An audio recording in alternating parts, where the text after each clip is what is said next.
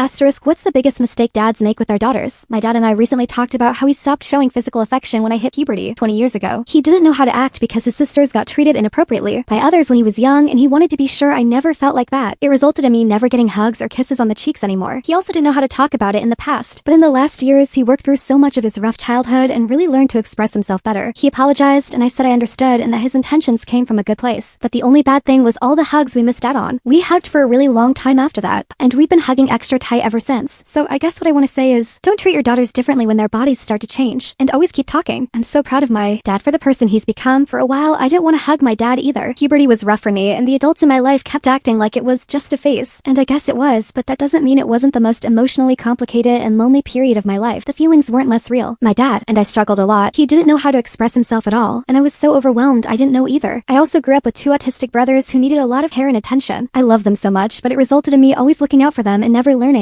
until just a few years ago, to properly give space to my own inner turmoil. My brothers were never physically affectionate either, but once I got out of the heaviest puberty years, I did want that affection from my dad. For a while, male physical attention was a very complicated topic for me. A Christian upbringing also played a role in that cause as a young girl growing into a woman. It had a lot to say about how I should behave around men. Something important to add is that my dad's rough childhood not only made it hard to show love, but also receive it. His journey started with the realization that he had no idea how to react to getting compliments. I think that's a thing that a lot of men from his generation especially, but also younger ones will recognize. Know that we are all deserving of love and kindness, especially from our loved ones, but even more so from ourselves. My dad couldn't never have grown this much without learning to really understand what that means. And diving into the withholding of love from his parents heavily impacted how he dealt with that himself. I'm so glad my dad and I could both grow and work through our issues. Even if he couldn't show or say it, I never really doubted his love for me, but I know he would encourage you all to learn how to show and receive appreciation. That man is my example for people never being too old to learn smiley face. Reading all the sweet and emotional reactions has warmed my heart. 3. I'm sending love and strength to all of you who struggle with this in one way or another. My heart goes out to those of you who had it the opposite and got inappropriate unwanted attention from people they trusted. That's terrible. And to the fathers who feel like their young kids don't want their affection, just know that this will most likely change again over time. They might act like they don't want to hear it, but keep letting them know you're there for them. Thanks to those who shared ways of giving space while still showing up.